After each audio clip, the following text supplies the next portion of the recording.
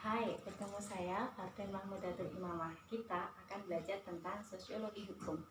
Jadi, apa sih itu sosiologi hukum? Nah, lihat foto ini. Ini foto siapa ya? Pasti semua kenal kan sama presiden kita. Kalian sebagai mahasiswa sosiologi pasti sudah sering mendengar kata sosiologi dan tahu persis apa itu sosiologi. Apalagi dengan kata hukum, berulang kali kita sering kali tahu tentang hukum itu tentang apa. Biasanya akan merujuk kepada perundang-undangan. Nah, sosiologi hukum sangat penting karena itu bisa relevan di setiap masa di mana ada undang-undang atau peraturan tertulis yang harus kita ikuti. Kalau tidak, kita akan dapat hukuman, kita akan dapat punishment. Seberapa banyak undang-undang yang sudah kalian tahu? Ini salah satu contoh kasus hukum. Apakah menggunakan helm itu mengikuti perundang-undangan? Seperti jika kalian ingin itu kan sebenarnya untuk mengikuti atau tidak mengikuti undang-undang itu serah kamu, tapi bagaimanapun juga itu akan ada punishmentnya. Untuk mengikuti peraturan seperti Bapak Presiden kita menggunakan helm, atau sebaliknya untuk tidak mengikuti peraturan seperti teman kita yang protes saat hari raya pun harus tetap pakai helm. Atau yang lebih serius lagi nih kasusnya teman-teman, misalnya Anda tahu tentang RUU atau rancangan undang-undang PKS. Pernah dengar rancangan undang-undang PKS, yaitu undang-undang tentang penghapusan kekerasan perempuan. Nah, undang-undangan ini penuh pro dan kontra guys. Nah, di sini salah satu yang menolak adanya undang-undang ini adalah namanya AILA atau Aliansi Indonesia Cinta Keluarga. Mereka sangat secara agresif menolak rancangan undang-undang ini karena memiliki banyak kekhawatiran. Di sini tertulis bahkan RUU PKS acukan Pancasila. Di beberapa berita mereka mengungkapkan bahwa mereka khawatir kalau undang-undang ini akan melegalkan perzinahan hingga memperbolehkan isu-isu LGBT gitu.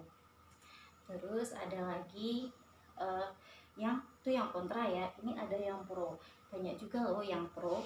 Salah satunya mereka yang masuk dalam koalisi masyarakat atau banyak juga merupakan bagian dari Komnas Perempuan. Mereka berpendapat karena kasus kekerasan perempuan itu sudah sangat genting, harus segera ditangani saking banyaknya kasus kekerasan perempuan khususnya dalam rumah tangga, maka RUU PKS ini sangatlah penting dan harus segera disahkan gitu. Tapi kemudian ternyata tidak semudah itu guys.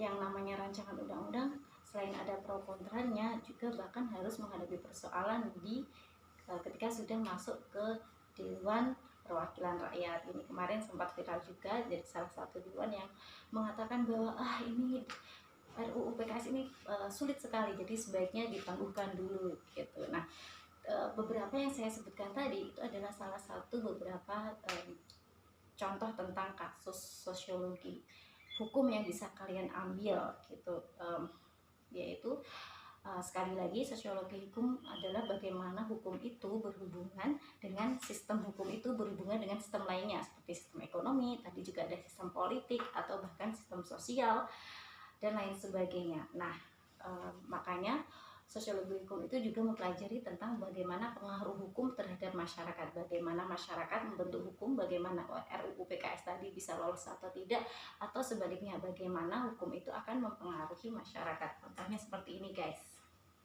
kalian masih ingat kasus tentang cyanidanya Jessica yang dulu sempat sekali proses persidangannya itu diputar sepanjang hari dalam 1 bulan.